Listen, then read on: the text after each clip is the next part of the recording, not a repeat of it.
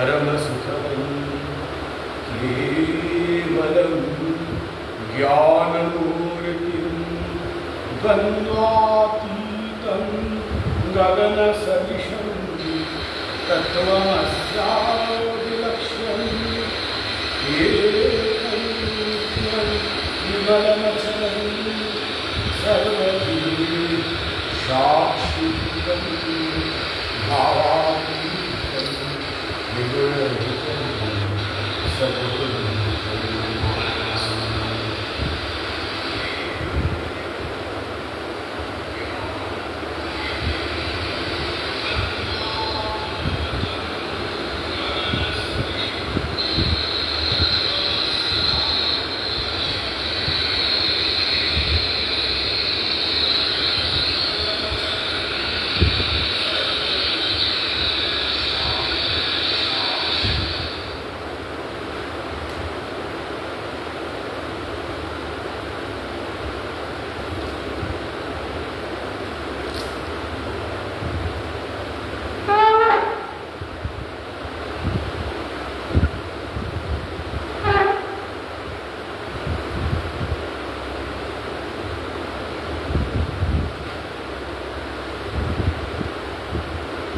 वेदिया समस्तास्तव देवी भेदा स्त्रियः समस्ता सकला जगत्सु त्वयैकया पूरितमं मयि तत् काके रोगान् शेषानपहंसि दुष्टा रुष्टा तु कामान् सकलान् हृष्टान् त्वामाश्रितानां न विपन्नराणां त्वामाश्रिताच्छ्रयतां प्रयान्ति।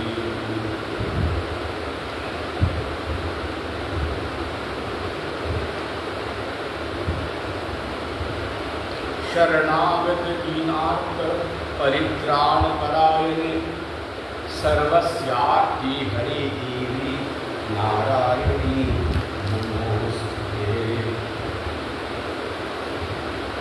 सृष्टि स्थिति विनाशानां शक्तिभूते सनातनी गुणाश्रये गुणमये नारायणी नमोस्तुते।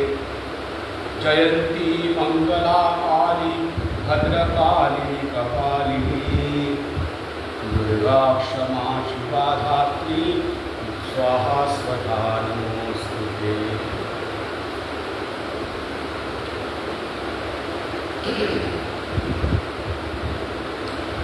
শারদীয় নবরাত্রি ব্রত শুরু হয়ে গেল শিলিগুড়িতে শ্রী শ্রী মোহনানন্দ ব্রহ্মচারী সেবাশ্রমে। 2010-এ এই আশ্রমের প্রতিষ্ঠা হয়েছিল। 2010 থেকে Srividya religious and charitable foundation trust কলকাতায় ফর্ম হয়েছিল 2008 সালে। শিলিগুড়ি আশ্রমের প্রাণপুরুষ শ্রী শ্যামানন্দ ব্রহ্মচারীজি উনি আমার সঙ্গে ট্রাস্টি বোর্ডে যুক্ত হলেন 2010-এ এবং এই শিলিগুড়ি আশ্রমটি তাঁরই পরিকল্পনা ছিল। যখন গুরু মহারাজজি 1999-এ যখন দেহত্যাগ করলেন তখনই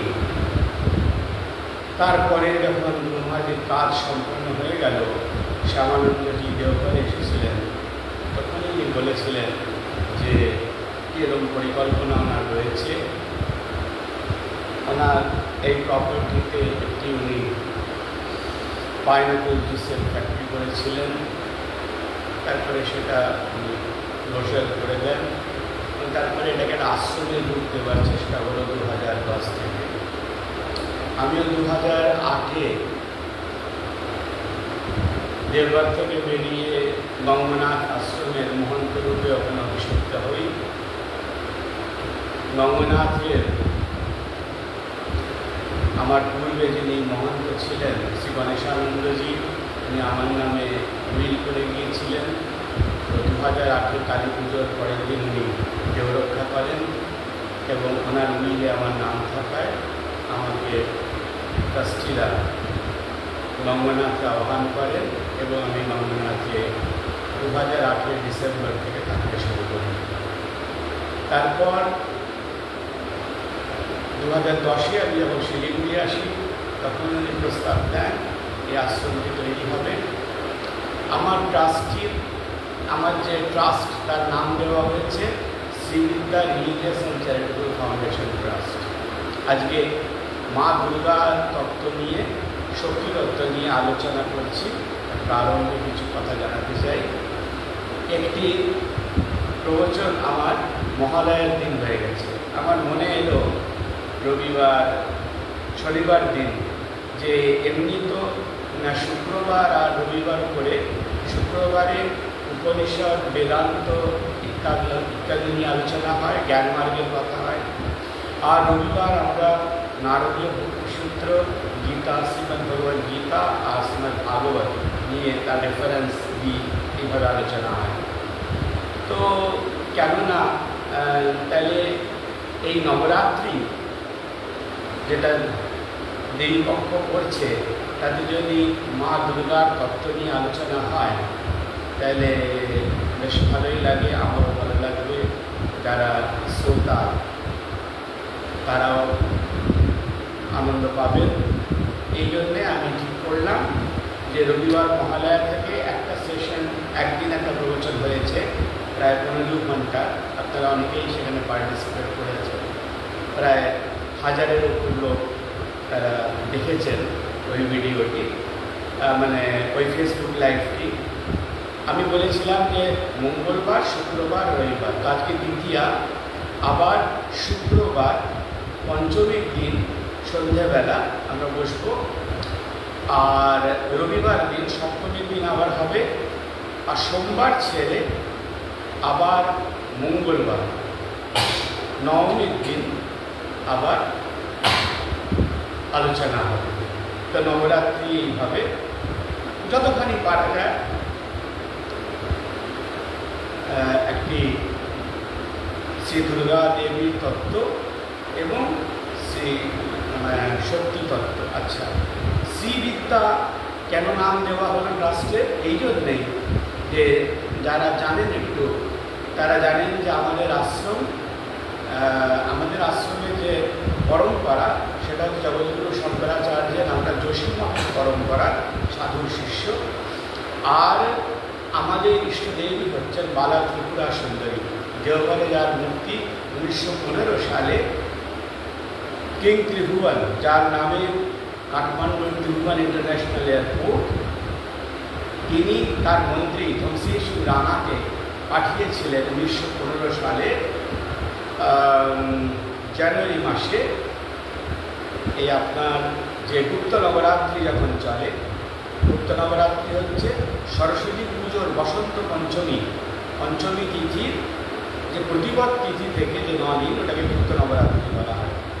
একটা চৈত্র নবরাত্রি হয়, এখানে অন্নপূর্ণা পুজো, বাসন্তী পুজো, কামনয়নের পুজো হয়। আর এইটা হচ্ছে এটা অকাল বোধন। কালকে এটা নিয়ে, রবিবার এটা নিয়ে বিস্তৃত আলোচনা হয়েছে। অকাল বোধন ভগবান রাম কেন করলেন রাবণকে বধ করার জন্যে, এবং ওই মন্ত্রেই আছে, যখন বোধন মন্ত্র আছে, অকালে বোধয়িষ্যাম, অকাল বোধন করা হলো। আমি সেটা ব্যাখ্যা করেছিলাম যে দেবতাদের একদিন হচ্ছে আমাদের 1 বছর, তাহলে দেবতাদের 12 ঘন্টা হচ্ছে আমাদের 6 মাস। তো গুরু পূর্ণিমার পরের দিন থেকে দেবতারা ঘুমিয়ে পড়েন, আর সকালে ওঠেন কটায়? মকর সংক্রান্তির দিন। সেই সময় কোনো পুজো পাঠ এবং কোনো মন্দির প্রতিষ্ঠা, মূর্তি প্রতিষ্ঠা, এটা নিষিদ্ধ শাস্ত্রে। আপনারা লক্ষ্য করেছেন হবে, ঋষিকেশ আশ্রম গুরু মহারাজজি যে তার রেকর্ড করে গেছিলেন বাণী, তাতে বলেছিলেন যে এই ঋষিকেশ আশ্রমের প্রতিষ্ঠা 19, 20, 21 জানুয়ারি হবে। ওই মাঘ মাস পড়লো মকর সংক্রান্তির পরে, তাই জন্য ওইভাবে গুরু মহারাজের ডেট দিয়েছিলেন। সমস্ত রকম মন্দির ইত্যাদি মূর্তি প্রতিষ্ঠা উত্তরায়ণে হয়। উত্তরায়ণ হয় মকর সংক্রান্তি থেকে আপনার গুরু পূর্ণিমা 6 মাস, এর মধ্যেই সব হবে। এটা হচ্ছে দেবতারা জাগ্রত অবস্থায় থাকেন। তো ভগবান রাম যখন দেখলেন যে স্বয়ং যখন তিনি রাবণকে মারতে যাচ্ছেন, তখন রাবণকে দেখছেন যে তিনি মায়ের কোলে বসে আছেন। শিব ওনাকে ভাগিয়ে দিয়েছে, বলেছেন না, তোমাকে আমি প্রোটেক্ট করতে পারবো না, তুমি আমার ইষ্ট ভগবান রাম তার স্ত্রীকে অপমানিত করেছ, তিনি আমার ইষ্ট দেবী, তাকে তুমি অপমানিত করেছ, তুমি তার অঙ্গ স্পর্শ করেছ, তাই জন্যে যাও, তোমার যা ভবিতব্য তাই হবে, আমার আর কিছু করার নেই। তুমি অনেক অন্যায় করেছ, তার প্রতিফল তোমাকে ভোগ করতে হবে। কিন্তু আমাদের শাস্ত্রে আছে না, পুত্র যায় তার কাছিটা কিন্তু মাতা না হয়, পিতা পুত্র কুপুত্র হলেও মাতা কুমাতা হন না। তিনি মায়ের, যখন রাবণ শিবের কাছে বিফল মনোরথ হয়ে যখন মায়ের কাছে গেলেন পার্বতী, তখন তিনি তাকে মাকে গিয়ে তার চরণে পড়লেন যে আমাকে রক্ষা করুন মা। মা বললেন ঠিক আছে, যা তোমার ভূমিকা আমি যতখানি পালন করব। তখন রাম সরসন্ধান করছেন আর দেখছেন মা পার্বতীর কোলে রাবণ বসে আছে। তখন বড় বিমর্ষ হয়ে গেলেন। তখন দেবতারা সেখান থেকে দৈববাণী হলো যে হে রাম, তুমি ইয়ে করো, মা দুর্গাকে আরাধনা করে তুষ্ট করো। এই রামনবমী হল। এর বিস্তৃত আলোচনা করা হয়েছে সেদিনকে। মাতা দুর্গার বিভিন্ন স্বরূপ, বিভিন্ন, আপনারা ওই রবিবারের যে আমার যে সৎসঙ্গটি শক্তিতত্ত্বের ওপরে, দুর্গা তত্ত্বের ওপরে 1 ঘন্টা 43 মিনিটে দেখবেন অনেক তত্ত্ব নিয়ে বিভিন্নভাবে আলোচনা করা হয়েছে। সেটা দেখে নেবেন, তাহলে পরেরটা বুঝতে সুবিধা হবে। সেখানে আরও পৌরাণিক আমি নানান দৃষ্টান্ত দিয়েছি, দুর্গা শব্দের অর্থ কী হয়, কেন হয়, কীভাবে হয়। তো যাই হোক, তো রাবণ তখন মাকে, তিনি তখন মাকে তুষ্ট করার চেষ্টা, মানে রাবণ তো মাকে তুষ্ট করেছেন, এবং রাম তখন এই নবরাত্রি ব্রত শুরু করলেন। ভগবান রাম যখন স্বয়ং পুজো করছেন, ভগবান রাম নারায়ণের অবতার, তো তার জন্যে সেরকম জোগাড়ও এসছে চারিদিক, স্বর্গ থেকে পুষ্প এসছে। হ্যাঁ, সে মর্তে পাওয়া যায় না 108টা। নবমীর দিন মা পরীক্ষা করলেন রামকে, মা একটি পদ্ম তুলে নিলেন। তখন রাম ততক্ষণে সংকল্প নিয়ে নিয়েছেন যে ভগবান আপনাকে, মা তোমাকে এই 108টি পদ্ম আমি সমর্পণ করছি। তাহলে তো পূজা খণ্ডিত হয়ে গেল, একটি পদ্ম খুঁজে পাওয়া যাচ্ছে না।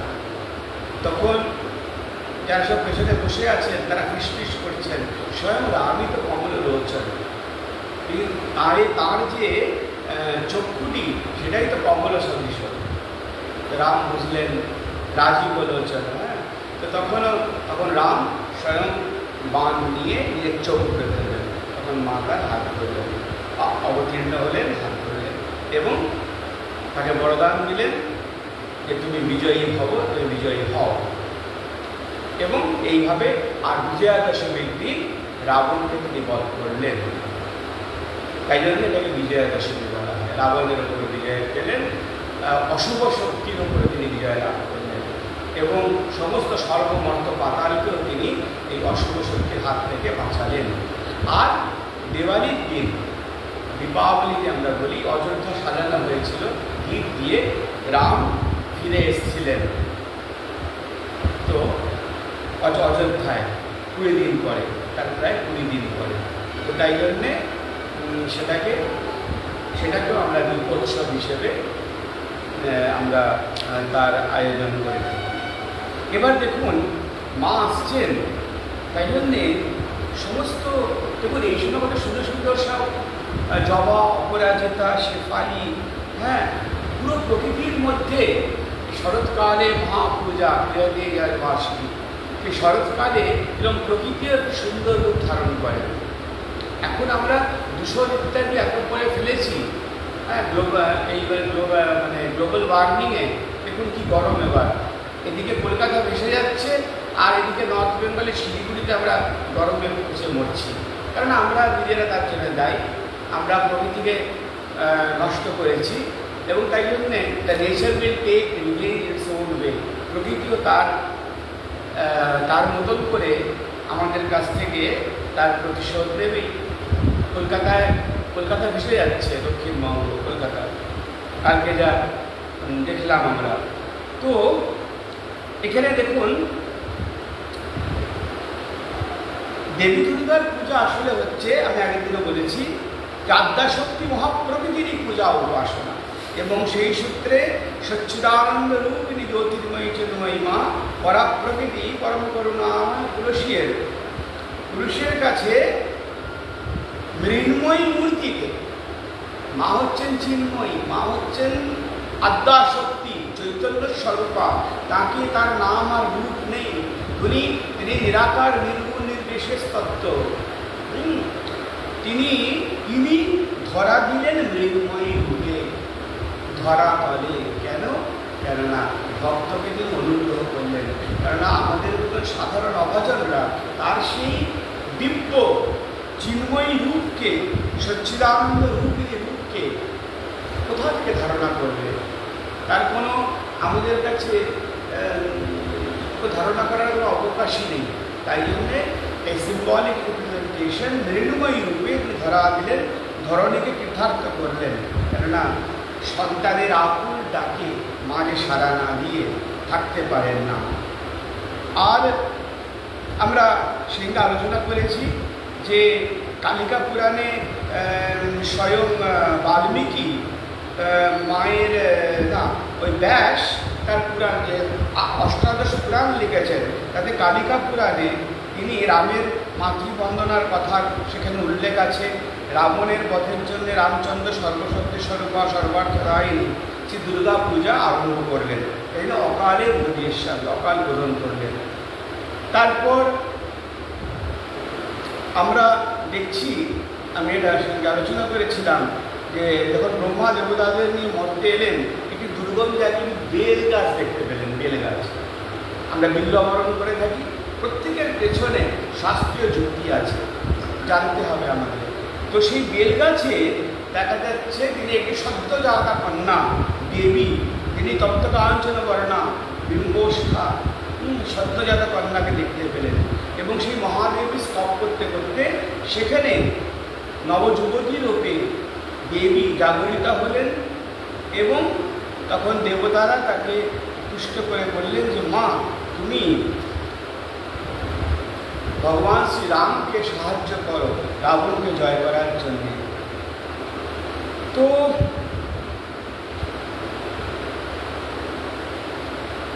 শুধু রামায়ণে নয়, দেখা যাচ্ছে যে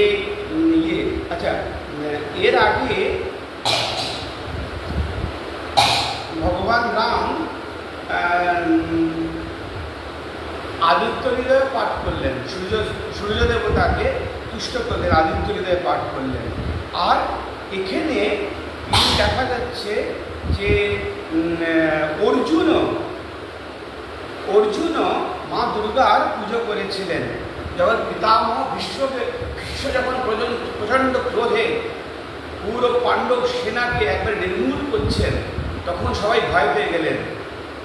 আর বিশ্বের পরাক্রমের কাছে সবাই যখন স্তব্ধ, তখন ভগবান কৃষ্ণ বললেন অর্জুনকে যে পরাজয়ায় শত্রুণাম দুর্গা স্তোত্র মুদিরয়। তখন অর্জুন বললেন যে ভীষ্মকে বধ করার জন্য তোমাকে মা দুর্গাকে তুষ্ট করতে হবে। মহাভারতেও দেখা যাচ্ছে দুর্গা পূজার রেফারেন্স পাওয়া যাচ্ছে।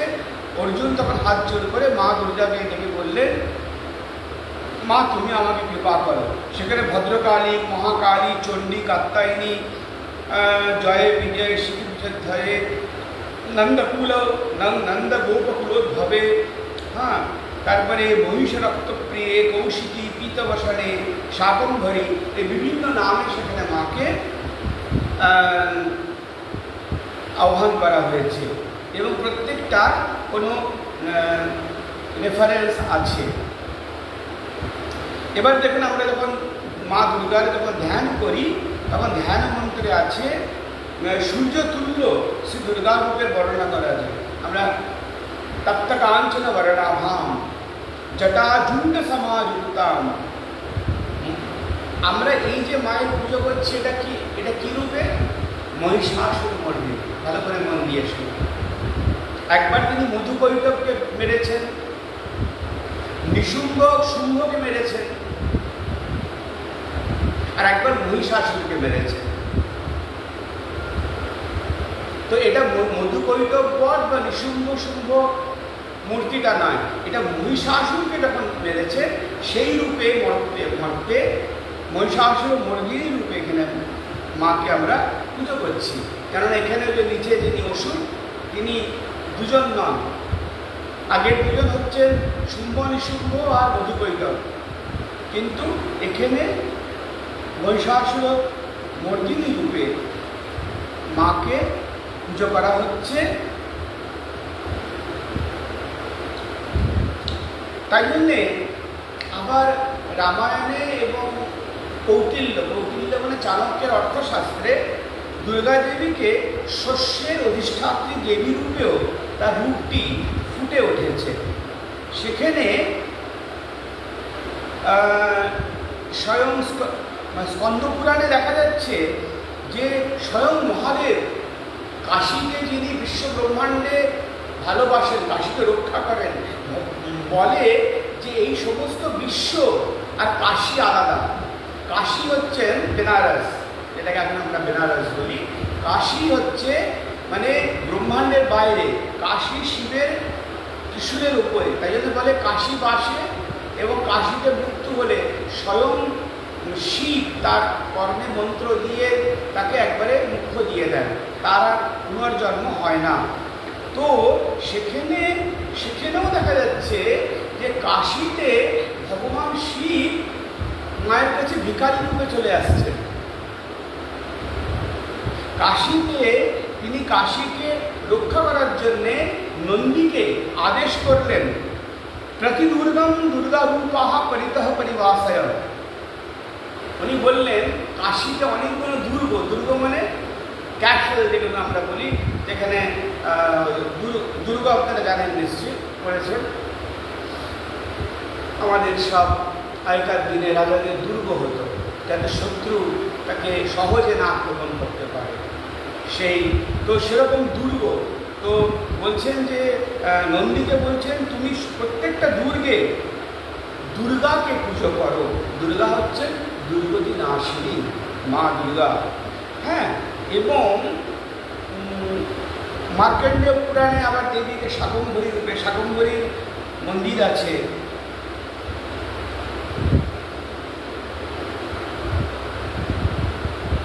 আমাদের বঙ্গদেশে পুরাকালে আগে অনেক বছর আগে আমাদের শাকম্ভরী রূপে মাকে পুজো করা হতো। এবং কেন? শস্য বৃদ্ধির জন্য। দেখুন, এরপরে দুর্গা পুজোর পরে আমাদের ধান ওঠে, ধান কাটা হয়, সব কিছু। তো মা যেন আমাদের শস্য শ্যামলা পূর্ণ করেন, তাই জন্যে মাকে শস্য বিতরণ করে প্রাণীদের জীবন রক্ষা করেন মা। তাই জন্যে মাকে শস্যাধিষ্ঠাত্রী দেবী রূপেও পুজো করা হয়। আরেকটা দেখুন সুন্দর কথা, কাশীতে কালকে আমি আলোচনা করেছিলাম, কাশীতে মা অন্নপূর্ণা রূপে প্রতিষ্ঠিত। আপনি দেখবেন বিশ্বনাথ মন্দিরে যাবেন আর তারপর অন্নপূর্ণা মন্দিরে যেতেই হবে। সেখানে অন্নপূর্ণা মা রয়েছে, যিনি অন্ন দেয়। এবং সেখানে দেখা যাচ্ছে যে কাশীখণ্ডে, পুরাণে কাশীখণ্ডে দেবী দুর্গার যে অন্নপূর্ণা মূর্তি, শিব, একবার গল্প আছে সেখানে কাশীখণ্ডে, একবার শিব এবং পার্বতীর মধ্যে ঝগড়া হয়ে গেল। তখন দেবী দুর্গাই অন্নপূর্ণার মূর্তি ধারণ করেন এবং শিব তখন মা পার্বতীকে মানাবার জন্যে, তাকে শান্ত করার জন্যে স্বয়ং ভিখারি রূপে শিব মায়ের ভিখারির বেশ ধরে ভিক্ষা করতে করতে কাশী দেবী অন্নপূর্ণার কাছে পৌঁছলেন। अन्नपूर्णे सदापूर्णे शंकर प्राणवल्लभे ज्ञान वैराग्य सिद्ध्यर्थम भिक्षाम देहि में पार्वती। মানে তিনি বলছেন যে অন্নপূর্ণে সদা পূর্ণে, মা তুমি তো সবাইকে অন্ন দাও, অন্ন দিয়ে সবাইকে রক্ষা করো, আমাকেও জ্ঞান ও বৈরাগ্য রূপে অন্ন দাও, যাতে আমি সিদ্ধি লাভ করতে পারি। শিবও সেখানে মায়ের প্রতি কিন্তু শক্তিকে কত তিনি মর্যাদা দিচ্ছেন। বলছেন দেখুন, শিবের ওপর থেকে ইকারটা বের করে দিলে কি হবে, সব। শিব ও শক্তিযুক্ত না হলে কোনো কাজ করতে পারবেন না। যেরকম শ্রীকৃষ্ণ রাসোৎসবে, রাসলীলায় শ্রী রাধিকার সঙ্গে, তার লাহাদিনী শক্তি রাধিকার সঙ্গে মিলিত হওয়ার পরেই তিনি অত বড় সব কাজ করতে পারলেন। সেরকম শিবও তার উপর থেকে যদি ইকারটা বের করে দেন তাহলে সব হয়ে যাবে, তিনি কোনো কাজ করতেই পারবেন না। তাই জন্যে তিনি সেখানে মায়ের কাছে তিনি ভিখারির বেশ ধারণ করে মা অন্নপূর্ণা রূপে অধিষ্ঠাত্রী দেবী কাশীর, তাকে তিনি তুষ্ট করলেন। এবং তাছাড়া আমি এইগুলো সব বর্ণনা সেদিকে করেছি, আজকে এগিয়ে যাব। দেবী আদ্যাশক্তি মহামায়া দুর্গা নামেই সবচেয়ে বেশি পরিচিত। আজকে আমার এই যে আমার টেলিকাস্টটি হচ্ছে, এটা ফ্রেমটি একটু বদলেছে, একটু আমাকে এরকমভাবে বসতে হলো একটু গুরু মহারাজের পাশে, কেননা আমি সবাইকে আমাদের আশ্রমের এই যে মা দুর্গার আমাদের মূর্তি পুজো হবে, হচ্ছে না এখানে, তবে কালকে থেকে নবরাত্রি ব্রত যেরকম দেওঘর আশ্রমে করতাম, তারপরে গঙ্গনাথেও করতাম, এখানেও এখন হয়। এই 9 দিন আমি ফলাহার করবো, যেরকম দেওঘরে, শুধু মূর্তি আসবেন না, কিন্তু মায়ের আর সব পুজোই হচ্ছে। এবং এই যে আপনারা মানে আমার মা দিকে দেখছেন, মায়ের ঘটস্থাপন হয়েছে কালকে নবরাত্রির, এবং এই নবরাত্রির ঘটস্থাপনে আজকে দ্বিতীয়া হলো, এই 9 দিন মায়ের পুজো হবে। তো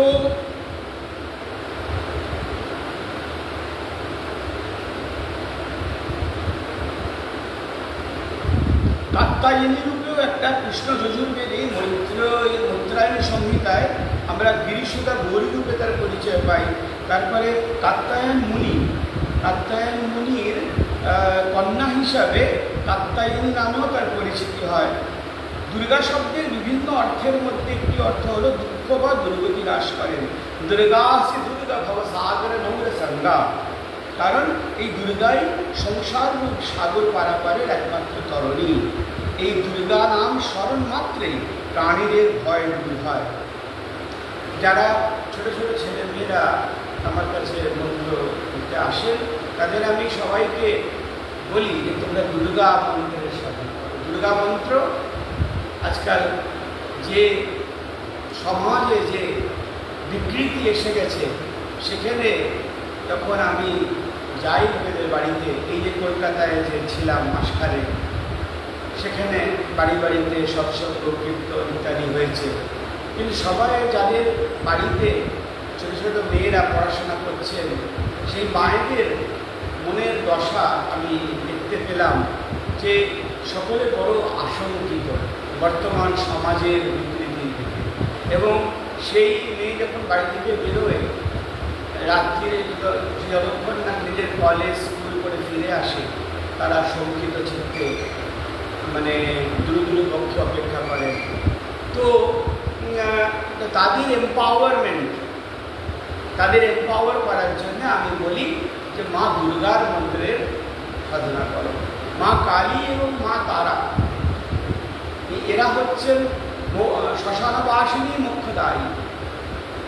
মুখ্যদায়িনী, এরা মুখ্য দিয়ে থাকেন, কিন্তু খুব একটা ঐহিক সুখ দেয় না। কিন্তু মা দুর্গা দেখুন, এটি কমপ্লিট দেবী, তিনি সংসারও করছেন গুছিয়ে। তার 4 পুত্র কন্যা সরস্বতী, লক্ষ্মী, গণেশ, কার্তিক। এদিকে তার শ্মশানবাসী ভোলানাথ শিবকেও সামলাচ্ছেন, ভগবান শিবকেও মর্তে আসছেন আমাদের সবাই পুজো দিতে। আর কদিন পুজো হচ্ছে মায়ের দেখুন, 36 দিন মা পুজো পাচ্ছেন বছরে। আর কোনো দেবদেবী এতদিন পুজো পান না। দেখুন, আপনার চৈত্র নবরাত্রি 9 দিন, আপনার এদিকে আশ্বিন নবরাত্রি, তারপরে ওই সরস্বতী পুজোর যে নবরাত্রি ওটাকে গুপ্ত নবরাত্রি বলা হয়, ওই 9 দিন। আর আষাঢ় মাসে আর একটা নবরাত্রি হয়, সেটাও 9 দিন। তাই 9 × 36। এছাড়া তো জগদ্ধাত্রী পুজো এটা ওটা লেগেই আছে। আর মায়ের তো অন্য রূপগুলো দেখে গেলে সারা বছরই মায়ের পুজো, কালী পুজো। আমাদের চণ্ডীতে যে মা দুর্গার যে স্বরূপটি, তার মধ্যে তো আপনার 3টে রূপই সমাবিষ্ট হয়ে আছে। মহাকালী প্রথম চরিত, প্রথম অধ্যায়, ওটাকে প্রথম চরিত বলে, সেখানে মা মহাকালী রূপে পূজিত। তারপরে মা দ্বিতীয় চরিতে, মধ্যম চরিতে, দ্বিতীয় অধ্যায় থেকে চতুর্থ অধ্যায়, সেখানে মা মহালক্ষ্মী রূপে পূজিত। আর পঞ্চম অধ্যায় থেকে ত্রয়োদশ অধ্যায় উত্তর চরিত, সেটাকে বলে উত্তম চরিত, সেটা হচ্ছে সেখানে মা মহা সরস্বতী রূপে পূজিত। তাই জন্য গুরু মহারাজের কাছেই এটা শিখেছিলাম। যখন গুরু মহারাজজি দেওঘরে দুর্গা পুজোর সময় থাকতেন, আমি 92 থেকে নিয়ে 2007, মানে প্রায় 15 বছর দেওঘরে দুর্গা পুজো করেছি।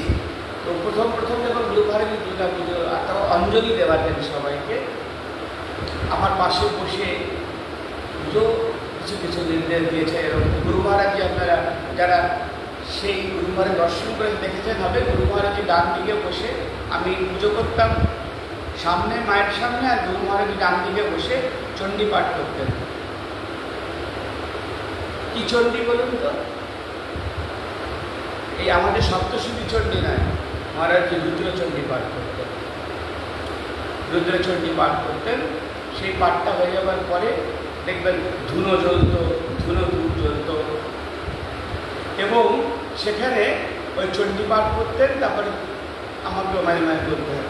তো সেখানে তারপরে আমার দিকে পুজো শেষ হতো, তারপরে পুষ্পাঞ্জলিটা সবাই আগ্রহ ছিল গুরু মহারাজ বলুন। তো সেখানেই শিখেছিলাম। মহারাজ বলছেন যে সব পুষ্পাঞ্জলি শেষে মহারাজ বলছেন, এষা পুষ্পা সচন্দন বিল্লপত্র পুষ্পাঞ্জলি শ্রী শ্রী মহাকালী महालक्ष्मी महासरस्वती स्वरूपायै दुर्गा देव्यै मंत्र पुष्पांजलि समर्पयामि। तो एरम भावे गुरु महाराज जी पुष्पांजलि देवार सबाइके। तार माने सेखाने गुरु महाराज जी दुर्गार जे 3টি स्वरूप निये ताके पूजा करा हच्छे, महाकाली महालक्ष्मी महासरस्वती। तो सेटा तारपरे आमिও যখন পরে পুজো করি দুর্গা পুজো, এইভাবেই পুষ্পাঞ্জলি দেওয়া হয়। তো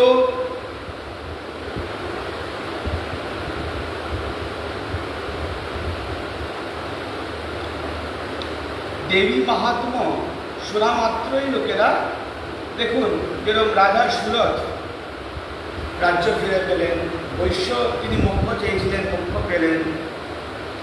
দুর্গা শব্দের অন্যটি অর্থ হল দুর্গাসুরহন্ত্রী। এই শব্দকল্প ধ্রুব জানেন তো? শব্দকল্প ধ্রুব হচ্ছে বিভিন্ন শব্দের অর্থ সেখানে নির্ণয় করা হয়। সেখানে দুর্গা শব্দে মহাবিঘ্ন, ভববন্ধন, কুকর্ম, শোক ও দুঃখ, নর, যমদণ্ড, পুনর্জন্ম, মহাভয়, অতিরোগ প্রভৃতিকে বোঝায় দুর্গ। আর তারপরে আকারটা কি বোঝায়? আকারটা শব্দের অর্থ হচ্ছে হন্তা, যিনি নাশ করেন। তার মানে যিনি সকল বিঘ্ন নাশ করেন, যিনি সকল বিঘ্ন, ভববন্ধন, কুকর্ম, শোক, দুঃখ, নরক, যমদণ্ড, পুনর্জন্ম, মহাভয়, অতিরোগ ও ভয়ানক কোনো রোগ, তাকে যিনি নাশ করেন তিনি হচ্ছেন দুর্গা। আছে না চণ্ডীতে, রোগান শেষান অপহংসুষ্টা দৃষ্টাত কামান সকলান দৃষ্টান কামাশ্রিতানাম বিপন্নরাণাম त्वामासिकाच्छस्य तन्त्रयान्ति। এই যে আমরা হোম করি কারোর জন্যে, কারোর রোগ মুক্তির জন্য আমরা হোম করি। ব্রহ্মবৈবর্ত পুরাণেও আমরা দুর্গা দেবী কী কী দুর্গতি নাশ করেন তার একটি তালিকা পাই। স্কন্দ পুরাণে দুর্গাসুর বধের পরে একটা দুর্গ নামে একটি অসুরও ছিল, তাকে বধ করার পরে বলছেন তিনি অদ্য প্রভৃতি মে নাম দুর্গেতি খ্যাতি নেষ্যতি দুর্গ দৈত্যস্য সমরে পাতনাদি দুর্গমান যে মাং দুর্গাম শরণগান তেষাং দুর্গতি কচিত। যিনি দুর্গা নামক দৈত্যকে যিনি হনন করেছেন, তাকে মেরেছেন, তিনি দুর্গা, এবং যে দুর্গা নামের স্মরণে যায় তার কোনো সে সমস্ত বিঘ্ন বাধা থেকে মুক্ত হয়ে যায়। আসলে যদি এবার আমরা একটু আত্মতত্ত্বে যেতে যাই, তাহলে আত্মচেতনা উদ্বোধনী এই বিশ্বের সকল সৃষ্টির মূল কারণ। আমাদের বাইরের পুজোটা হচ্ছে সিম্বলিক, হ্যাঁ, কেননা প্রথমেই আমরা নিরাকার নির্গুণ নির্বিশেষ তত্ত্বের আরাধনা করতে পারছি না।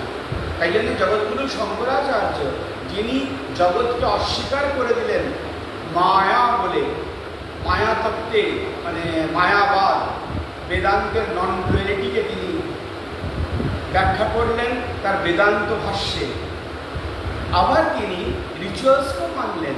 তিনি নিজের 4টি মঠে শ্রীযন্ত্র স্থাপনা করে কালী, তারা আর তৃতীয়া হচ্ছেন ষোড়শী। তিনি আমাদের ইষ্ট দেবী, আমরা এই ষোড়শীর উপাসক। এই ষোড়শী হচ্ছেন আমাদের তিনি হচ্ছেন পূর্ণ যুবতী ষোড়শবর্ষীয়া, আর তিনি যখন অষ্টম বর্ষীয়া কন্যা তখন তিনি আমাদের আশ্রমের ইষ্ট দেবী বালা ত্রিপুরা সুন্দরী। আর ষোড়শবর্ষীয়া দেখুন, এই ত্রিপুরা স্টেট আছে একটা, ত্রিপুরা মানে ব্রহ্মা বিষ্ণু মহেশের দ্বারা তিনি পূজিত হন, বা স্বর্গমর্ত পাতাল সব জায়গায় তিনি পূজিত হন, তিনি হচ্ছেন ত্রিপুরা। এবং তিনি ওই ষোড়শী নাম, এই ষোড়শী শক্তির সবচেয়ে বড় কেন্দ্র হচ্ছে কামাখ্যা, মা কামাখ্যা সেখানে ষোড়শী রূপেই রয়েছেন। রাজরাজেশ্বরী মহাত্রিপুরা সুন্দরী, ইনি ইন্দ্রাদি দেবতা ব্রহ্মা বিষ্ণু মহেশের দ্বারা পূজিত হন। সেই রকমই মা দুর্গা সেই ষোড়শীরই রূপ। তাই জন্যে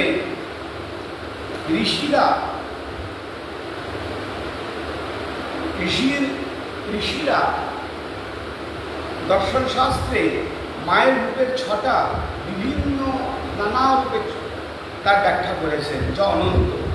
দুর্গা দেবীর মূর্তি ও রূপকল্পনা তাই অনন্ত। যেমন মহিষমর্দিনী দুর্গা, নবদুর্গা, অপরাজিতা দুর্গা, বনদুর্গা, নিস্তারিণী নবদুর্গা, অন্নপূর্ণা দুর্গা, জগদ্ধাত্রী দুর্গা। দুর্গা দেবীর প্রচুর ধ্যান অষ্ট শক্তির কথা বলা হয়েছে। সেখানে অষ্টশক্তি দেবী দুর্গার বিভিন্ন রূপ। উগ্রচণ্ডা প্রচণ্ডা চণ্ডোগ্রা চণ্ডনায়িকা চণ্ডা চণ্ডবতী চৈব চণ্ডরূপাপি চণ্ডিকা। দেখুন এখানে উগ্রচণ্ডা, প্রচণ্ডা, চণ্ডগ্রা, চণ্ডনায়িকা, চণ্ডা চণ্ডবতী চণ্ডরূপাপি চণ্ডিকা। দেখুন আপনারা নিশ্চয়ই জানেন যে ওই যে অষ্টমী আর নবমীর মাঝখানে সন্ধ্যে পুজো হয় 48 মিনিটের মধ্যে পুরো পুজোটা করতে হয়।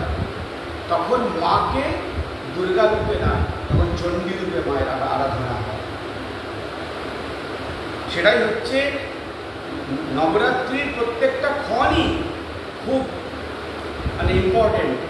কিন্তু ওই 24 মানে অষ্টমী থেকে নবমী লাগবে ওই যে সময়টা, তার 24 মিনিট আগে, আর ওটাকে বলছে সন্ধি, তাই জন্য সন্ধি পূজা।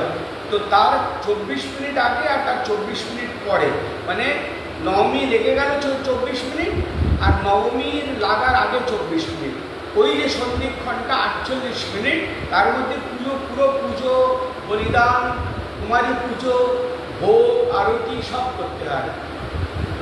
আপনার যারা পুষ্পাণ্ড বলি দিই আমরা, আমাদের তো মানে আশ্রমের এটা হলো সব পুষ্পাণ্ড বলি, চালকুণ্ড বলি দিতাম আমরা। তো সেখানে যে ওইটা হচ্ছে আবার সবচেয়ে ইম্পর্টেন্ট, ওই সন্ধি পুজোর সময়টা। এইগুলো করতে হয় যখন সপ্তমী থেকে নবমী পর্যন্ত। যদি মূর্তি পুজো আপনি করেন, মূর্তি পুজো করলে তখন মূর্তিতে মায়ের প্রতিষ্ঠা করে তখন এই বিশেষ পুজোগুলো করতে হবে। এমনি নবরাত্রি করলে সাধারণভাবে সেখানে এই বিশেষ পুজোগুলো করার সেরকম প্রয়োজন, শাস্ত্রীয় বিধান নেই। ইচ্ছা করলে করতে পারেন। এছাড়া দেবী ব্রহ্মাণী, বৈষ্ণবী, নৃসিংহী, ইন্দ্রাণী, চামুণ্ডা প্রভৃতি নামে প্রসিদ্ধা। আমরা তবে আবার বলছি যে আমরা মহিষাসুরমর্দিনী রূপেই দেবী দুর্গাকে এই নবরাত্রিতে মনন করার চেষ্টা করব। সেখানে মায়ের এই যে 10টি মার 10টি হাত,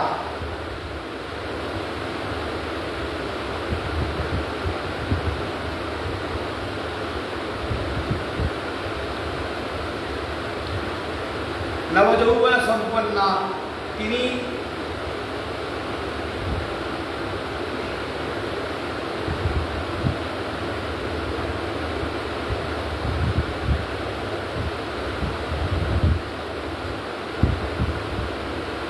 মায়ের 4টি হাত, কোথাও কোথাও 20 হাতের বর্ণনা আছে, কোথাও অষ্টভুজা রূপে। বিন্ধ্যাচলে যদি আপনি যান, আমি সে দর্শন করেছি পাহাড়ের উপরে, অষ্টভুজা দুর্গার মূর্তি আছে, 20টা হাতেরও বর্ণনা আছে কোথাও। কিন্তু এই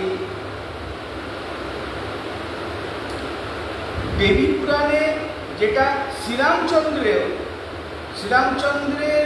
মতো ঋষি কাত্যায়নও মানে আমাদের মর্তে যেটা প্রচলিত বিশেষভাবে এই দুর্গা পুজো, সেখানে শ্রীরামচন্দ্র দশভুজা দেবীরই অকাল বোধন করে পূজা করেছিলেন।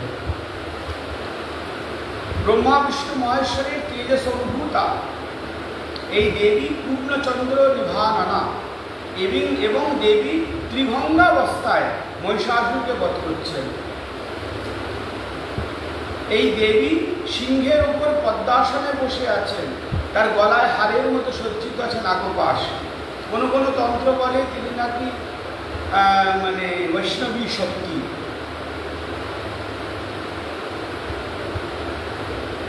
আগম শাস্ত্র মানে হচ্ছে তন্ত্রশাস্ত্র। সেখানে 9টি ভিন্ন মূর্তি রয়েছে। প্রথমে নীলকণ্ঠী, ক্ষেমঙ্করী,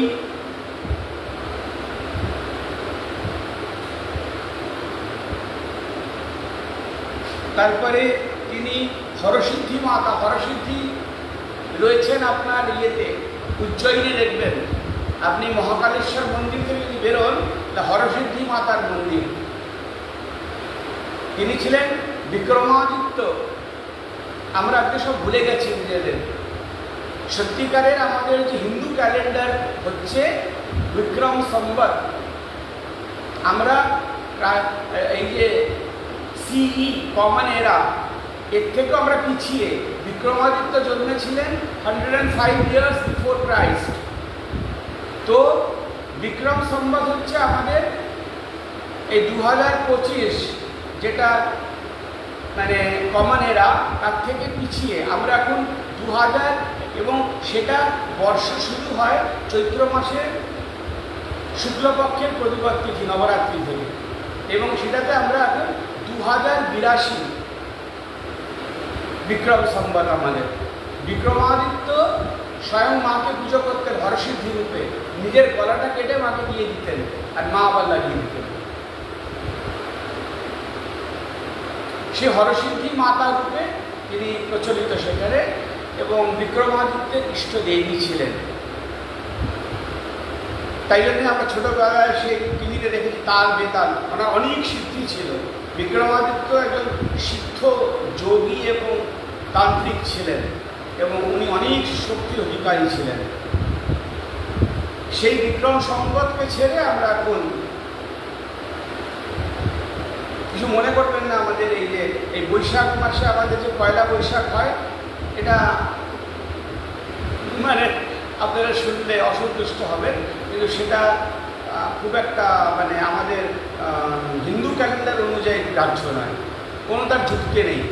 কারণ আমাদের হিন্দু ক্যালেন্ডার শুরু হয় চৈত্র বৈশাখ জ্যৈষ্ঠ আষাঢ় শ্রাবণ ভাদ্র আশ্বিন কার্তিক আঘন পৌষ মাঘ ফাল্গুন, এটা হবে কাউন্টিং এইভাবে। তো বৈশাখ মাস থেকে কীরকম করে বর্ষা শুরু হতে পারে, কিছু মনে করবেন।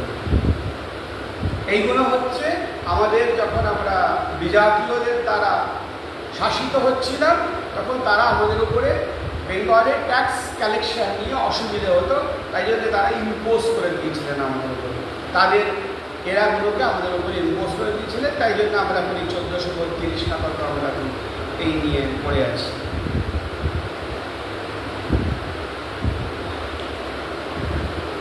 কিন্তু আসল হিন্দু ক্যালেন্ডার অনুযায়ী আমরা এখন বিক্রম সম্বত, ওরকম রাজা যিনি ওরকম তেজ তার, যিনি স্বয়ং মাকে যে গলা কেটে দিচ্ছেন, মা তাকে পড়িয়ে দিচ্ছেন, এবং তাকে নিয়ে কত সব দন্তকথা প্রচলিত আছে। তাল বেতাল আমরা ছোটোবেলায় দেখেছি, তার সেই টিভিতে সিরিয়াল। তো তার সেই 32টি সিংহাসন, যাতে বসে উনি ন্যায় দিতেন, একবারে পারফেক্ট ন্যায় দিতেন, তো তার প্রচলিত সেই বিক্রম সম্পদকে ছেড়ে আমরা এখন অন্যজন অবলম্বন করছি।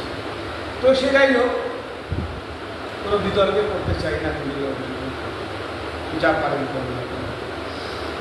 তো তারপরে হচ্ছেন চতুর্থ হচ্ছেন রুদ্রাংশ দুর্গা, পঞ্চম হচ্ছেন বন দুর্গা, এনার বর্ণ ঘাসের মতন সবুজ। ষষ্ঠম হচ্ছে অগ্নি দুর্গা, নষ্ট পূজা। সপ্তম হচ্ছে জয় দুর্গা, তিনি ত্রিনয়না এবং চতুর্ভুজা, তার 4টি হাত। অষ্টম হচ্ছেন বিন্ধ্যবাসী দুর্গা, এই দেবী উজ্জ্বল বর্ণা এবং স্বর্ণ কমলের উপর আসেন।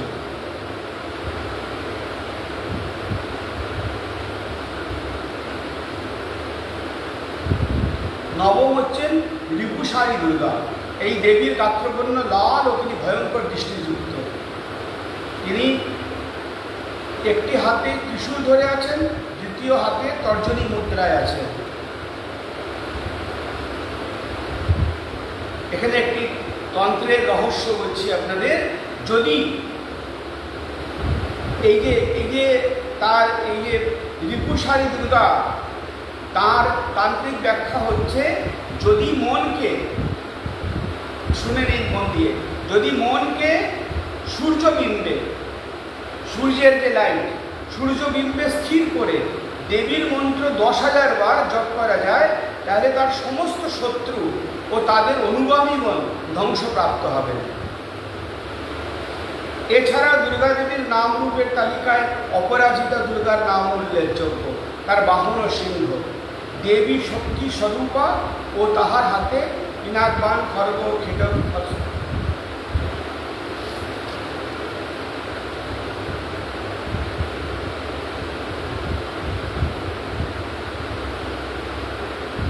আর আমরা যে মায়ের যে রূপের পুজো করছি, সেটা কি মহিষাসুরমর্দিনী রূপ, তাই তো? সেখানে মায়ের যে দেখুন ওই ধ্যানেই আছে তপ্ত কাঞ্চন বর্ণাভাম, সূর্যের মতন তার তপ্ত কাঞ্চন বর্ণ, অতসী পুষ্প বর্ণাভাম, তার অতসী পুষ্পের মতন গায়ের রং তার। আচ্ছা, তার গাত্রবর্ণ, তার মাথায় কি রয়েছে?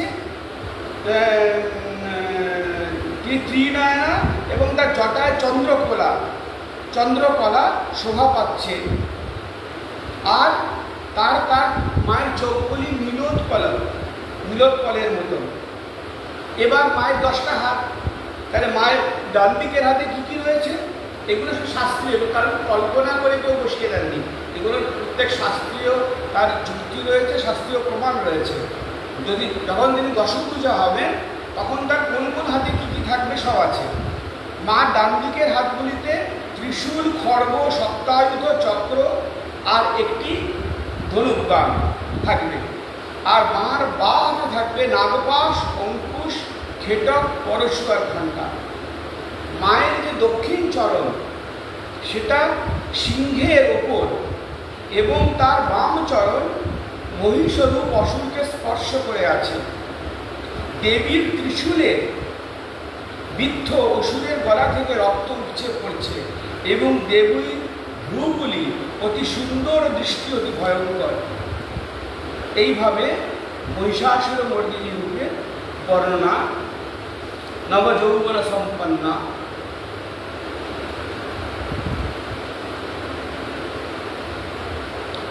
তাই জন্যে আসল এবার যে তত্ত্বে আমরা আসি, সেই তত্ত্ব হচ্ছে সত্য জ্ঞানানন্দময়ী দুর্গা। শাস্ত্র বলছেন নাম ও নামই অভিন্ন। হ্যাঁ, আমরা যখন কোনো বস্তুর নাম নিই তখন সেই বস্তুটি, আমি ভাগবতের এই কথা বলেছি, ভাগবতী তত্ত্বের বর্ণনা আছে, আমরা যখন কোনো বস্তুর নাম নিই, ধরুন আপনি অফিসে মোবাইলটা ফেলে চলে এসছেন, আপনি এখানে বাড়িতে বসে মোবাইল বলে চাচালে কি মোবাইলটা চলে আসবে আপনার কাছে? না, আসবে। কোনো লৌকিক যে বস্তু পঞ্চভূত দ্বারা নির্মিত, ক্ষিতি অপ্তে মরুদ্গম আর ত্রিগুণের দ্বারা নির্মিত বস্তুতে সেখানে নাম ও নামই অভেদ নয়। নামই মনে হচ্ছে মোবাইলটা, আর মোবাইল বলে যে ডাকছি আমি, ওটা হচ্ছে নাম হবে। কিন্তু ভগবানের যে নামগুলো হয়, এই যে বিভিন্ন রূপ, রাম, কৃষ্ণ, দুর্গা, কালী, এখানে নাম আর নামই অভিন্ন সত্তা।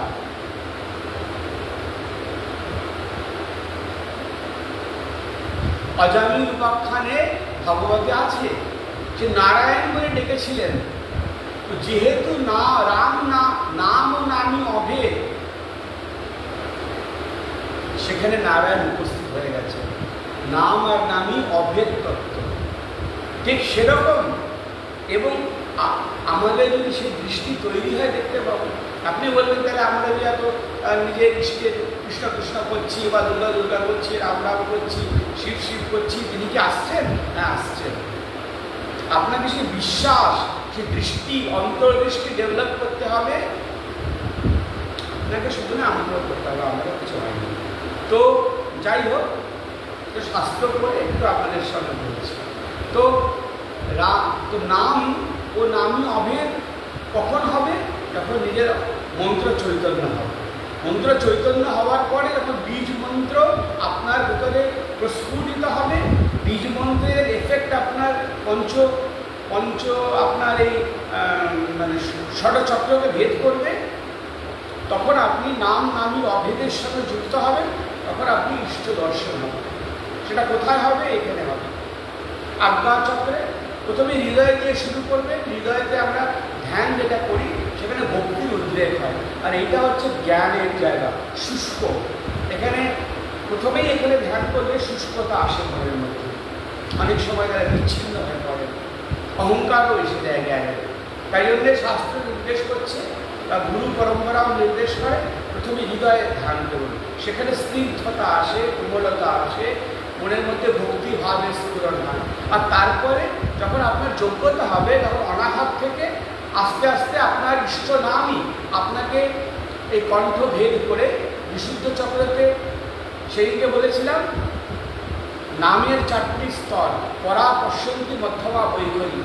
আপনি যেই এখানে দুর্গা নাম বলছি, যখন এই যে দুর্গা শব্দটি উচ্চারণ হলো, সেখানে বাকের শব্দের ভাইব্রেশনের 4টি স্তর হয়। কোথায় বিজ্ঞান, কোথায় আমাদের শাস্ত্র? আমরা কত কি জানতাম, আমরা আমাদের এই পরাধীনতার জন্যে আমরা সব ভুলে গেছি, আর আমরা শুধু অনুকরণে মত্ত হয়ে আছি। আমরা যে বেদ বেদান্ত উপনিষদে যে রহস্য, ঋষিদের জ্ঞানার্জিত সেই তত্ত্ব, ঋষায় মন্ত্রদ্রষ্টার, ঋষিরা সেইগুলো আমাদের যোগের শক্তির দ্বারা সেই তত্ত্বগুলো তারা লিখে কোডিং করে গেছেন। কোডিং এই জন্য করে গেছে যাতে ভুল হাতে পড়ে তার মিসইউজ না হয়। সেইগুলো যারা রহস্যগুলো তন্ত্রে বিভিন্ন শাস্ত্রে সেগুলো কোডেড আছে, সেই কোডিংটা ভাঙতে হবে। কোডিংটা ভেঙে আপনি যদি আপনারা কম্পিউটার কোডিং করেন সেরকম কোডিংটা ভাঙলে তার ভেতরে তত্ত্বগুলো ফুটে আসবে। এখানেও সে ভাইব্রেশন, এখন তো বিজ্ঞানই বলছে কোয়ান্টাম ফিজিক্সে জগৎটা অতখানি সত্য নয় যতখানি আমরা দেখছি। ডি ব্রগলিস প্রিন্সিপাল বলছে যে matter exist in two states, sometimes particle sometimes wave. Particle theory যেটা এলো সেটা হাইজেনবার্গস আনসার্টিং প্রিন্সিপাল নিয়ে এগিয়ে গেল, খুব বেশি সাকসেসফুল হলো না। আর দ্বিতীয় যে ওয়েভ ইকুয়েশন, শ্রোডিঙ্গারস ওয়েভ ইকুয়েশন, যেটা নিয়ে আজকে রিমোট সেন্সিং, আপনার এই মোবাইলে এত সব, আমরা 2016 সালেও যে কম্পিউটার ইউজ করতাম সেগুলো এইচডিডি ছিল। আমি তখন ডেলের ল্যাপটপ কিনেছিলাম 2016-তে, Core i7, মজা করেই বলছি, সেটা কিন্তু এইচডিডি ছিল, হার্ড ডিস্ক ড্রাইভ। দেখুন বিজ্ঞান কত এগিয়ে গেল দেখুন এই কয়েক বছরের মধ্যে। আমরা আরও সূক্ষ্মে চলে গেলাম। এখন আমরা কি ইউজ করি? SSD, solid state drive. এইগুলোর জন্যে আজকে দেখুন আপনার মোবাইলের মধ্যে আপনি 256 জিবি পেয়ে যাচ্ছেন স্টোরেজ, 512 জিবি পর্যন্ত চলে যাচ্ছে, 1 টেরাবাইট আপনি মোবাইলে পেয়ে যাচ্ছেন। হ্যাঁ, তো এইগুলো বিজ্ঞান যত ন্যানোর দিকে ছোটোর দিকে এগিয়ে যাচ্ছে তত দেখুন শক্তিটা বেড়ে যাচ্ছে। তো সেইটাই তো আমাদের ঋষিরা উদ্ভাবন করেছিলেন যে আপনি যত সূক্ষ্মের সঙ্গে যুক্ত হবেন তত আপনি শক্তিশালী হয়ে যাবেন। আপনি পুরো ব্রহ্মাণ্ডের রহস্য নিজে জানতে পারবেন, বুঝতে পারবেন। যখন আপনার চেতনা সেই নন dual, omnipotent, omniscient, formless, qualityless বিশ্ব চেতনা, সেই ব্রহ্ম যাকে বলি, তার সঙ্গে যে আপনি আইডেন্টিফাইড হবেন, আপনার ক্ষমতা যেটা গুরু মহারাজ, বড় মহারাজ, ব্রহ্মানন্দজি, ঠাকুর রামকৃষ্ণ এরা অর্জন করেছিলেন। তারা বিশ্ব চেতনার সঙ্গে যদি যুক্ত করে দিতেন তখন তারা they transcend, then their knowledge and information transcend the barrier of space and time. তখন তারা স্পেস টাইমকে অতিক্রম করে দেশাতীত কালাতীত অবস্থায় পৌঁছে তারা সব কিছুকে জানতে পারছেন। যেরকম আজকে কম্পিউটারে আপনি যত সূক্ষ্ম চলে যাচ্ছেন, দেখুন আমাদের এসএসডি, তাই জন্য আমার নিজের ল্যাপটপটা স্লো হয়ে গেছিলো, তখন আমাকে তাই জন্যে ল্যাপটপ ওরা বললো যে এটা এইচডিডি আছে। তখন যেখানে ইয়েটা হয় ওই আপনার যেখানে ওই আমরা ডিভিডি ড্রাইভ যেখানে থাকে সেই জায়গাটা খুলে ফেললো, কারণ ডিভিডি আর আজকাল ইউজ হয় না। ওইখানে ওরা 480 জিবির একটা এসএসডি লাগিয়ে দিল, কম্পিউটার আবার ফাস্ট কাজ করছে। কারণ এগুলি আবার কিছু কম্পিউটার কেনার সামর্থ্য ছিল না। তো এইভাবে বিজ্ঞান এগিয়ে যাচ্ছে। এখন আর্টিফিশিয়াল ইন্টেলিজেন্স দিয়ে কত কী করে ফেলছেন আপনারা, বাড়িতে বসে বসে করছেন, গ্লোব দিয়ে জেমিনি দিয়ে কত নানা রকম ছবি, নানান ভঙ্গিমায় আপনারা পোস্ট করছেন। আর কামিং আর্টিফিশিয়াল ইন্টেলিজেন্সেরই গিয়ে আসলে সেই জ্ঞানরূপা সত্য। আমি কেন বললাম এইগুলো?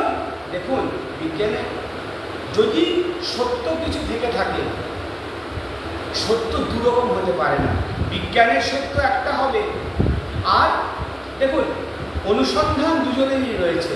একজন spiritual seeker, he also wants to know that what is the ultimate theory or what is the ultimate thing behind this creation. তারা অন্তর্মনের সাধনা দিয়ে করছেন, তারা ভেতরে নিজেকে delve deeper into the consciousness, তারা চেতনার গভীরে গিয়ে সত্যকে জানার চেষ্টা করছেন অন্তর্মুখী হয়ে। কেননা তারা জানেন যে যেই তত্ত্বকে তারা পেতে চাইছেন সেটা আওয়াং মনসে গোচরা, তাকে অতীন্দ্রিয় সত্তা, সেটা ইন্দ্রিয় দ্বারা কার্য না। আর বিজ্ঞান যাচ্ছে সেও এম্পিরিক্যাল লসের মধ্যে দিয়ে যাচ্ছে, through observation and experimental verification of the facts. তারাও করছে, তাদের আবার করতেও হবে, লোককেও দেখাতে হবে। নাহলে ওদের গাঁজাখুরি গল্পকে কেউ বিশ্বাস করবে না। নোবেল প্রাইজ পেতে হলে সেই প্রমাণটা দিতে হবে সবাইকে যে না এটা এরকম। তো তারা তাদের মতন করে এগাচ্ছে, কাউকে অসম্মান করা যায় না। আর তাদেরও যে ডিভাইস, যে তত্ত্বগুলি তারা আবিষ্কার করেছেন ব্রহ্মাণ্ডের, তা দিয়ে আজকে আমাদের জীবন অনেক সহজ হয়ে গেছে। আপনার একটি মুঠোফোনের মধ্যে, সত্যি মুঠোফোনের মধ্যে আপনার পুরো দুনিয়া আপনি মুঠি মে হ্যাঁ, হয়েছে তো সব কিছুই করতে পারছেন আপনি ঘরে বসে, কিন্তু তার আবার মিসইউজ হচ্ছে। তো আসলে হচ্ছে সেই জ্ঞান। আমি কেন এত কথা বললাম, এই দুটোকে রিলেট করলাম। বিজ্ঞানও সেই জ্ঞানের সাধনা করছে, অধ্যাত্ম সেই জ্ঞানের সাধনা করছি আমরা। আমাদের বাইরের এই পুজোটাই we are not only restricted to these rituals, সেই সত্য জ্ঞান আনন্দময়ী মাকেও জানতে হবে, তখন সাধনাটা হয়ে যাবে অন্তর্মুখী। তাই জন্যে আমি বললাম যে প্রথম এই বিশ্বাসটা করতে হবে গুরুর কাছে মন্ত্র নেবার পরে, যে আমি যে মন্ত্র পেয়েছি সেই মন্ত্র যে আমি জপ করব, সেই মা বা সেই রাম বা কৃষ্ণ সাথে আছেন আমার। আমি বলতেই না, সেখানে নামই অভেদ, তার একসঙ্গে যুক্ত হয়ে গেছেন।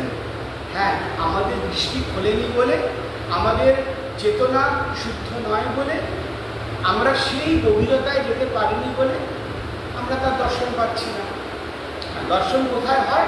যখন আপনার মন্ত্র চৈতন্য হয়, তখন আপনার এসে কুটস্থ বলে এটাকে, এখানে আপনি একটা জটি দেখতে পাবেন, কচি কলা পাতার মতন একটা বলয়, আংটির মতন একটা বলয়। এই গ্রহণে যেরকম দেখেন আপনি সূর্যগ্রহণে, সেই বলয়টি ঘুরছে,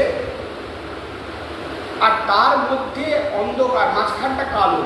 সেই কালোর মধ্যে আপনি যখন ঢুকবেন, আরও কনসেন্ট্রেট করবেন, সেখানে বিন্দু, নাদ বিন্দু কলাতীতম, ওই বিন্দুর আপনি আভাস পাবেন সেখানে, লাইক ওই তারার মতন বিন্দু প্রকট হবে। সেই বিন্দুর মধ্যে আরও ঢুকলে আপনি সেই বিন্দুটাকে পরে আপনি চোখের সামনে দেখবেন, এদিক ওদিক ঘুরে বেড়াচ্ছে, হঠাৎ দেখতে পাবেন তারার মতন চোখের সামনে। আর সেই বিন্দুতে আপনি ঢুকলে সিন্ধু পাবেন। ওই বিন্দুটাই বড় হয়ে জ্যোতির প্রকট নেবে, আকার নেবে, তখন তার মধ্যে আপনি আপনার সেই মৃন্ময়ী যে আপনার মূর্তি, সে গোপালের মূর্তি হোক, কৃষ্ণের মূর্তি হোক, বা মা দুর্গার হোক, শিবের হোক, তখন তারা চিন্ময়ী রূপে দেখা দেবেন। তখন তারা নড়বেন, চড়বেন, আপনার সঙ্গে কমিউনিকেট, আপনার সঙ্গে সংবাদ করবেন তারা। তাকে তখন এটাকেই মানে স্বরূপ, মানে সগুণ রূপে তার দর্শন হয়। তখন ইষ্টের এখানে হয়, কুটস্থে হয়। তারপরে আপনি আরও সাধনা এগিয়ে গেলে তখন বুঝতে পারবেন এই সগুণ রূপে যাকে দেখলেন, তিনি শুধু মূর্তির মধ্যে সীমাবদ্ধ নয়, তিনিই হচ্ছেন নিরাকার নির্গুণ নির্বিশেষ ব্রহ্মতত্ত্ব। তখন তিনি সত্য জ্ঞান আনন্দ, সত্যম জ্ঞানম অনন্তম ব্রহ্ম, তিনি সত্যস্বরূপ, তিনি জ্ঞানস্বরূপ, আনন্দস্বরূপ। তিনি তখন নাম রূপাত্মক জগৎ থেকে আরও উপরে চলে গেলেন। অর্জুনকেও কৃষ্ণ বললেন নিস্তের গুণে ভাবার জন্য, তোকে গুণাতীত অবস্থায় গেলে তুমি আমার চিন্ময় সত্তার নাম রূপকে ভেদ করে চলে যাবে। তখন সেখানে আমি সত্য জ্ঞান অনন্ত রূপে যে রয়েছি, ব্রহ্মরূপে, ব্রহ্মভূত প্রসন্নাত্মা না শোচতে না কাংসতি নির্বৈর সর্বভূতেষু মদ্ভক্তিং লভতে করা, ভগবান অর্জুনকে বললেন। তো এইভাবে আমরা দেখুন কি হয় যে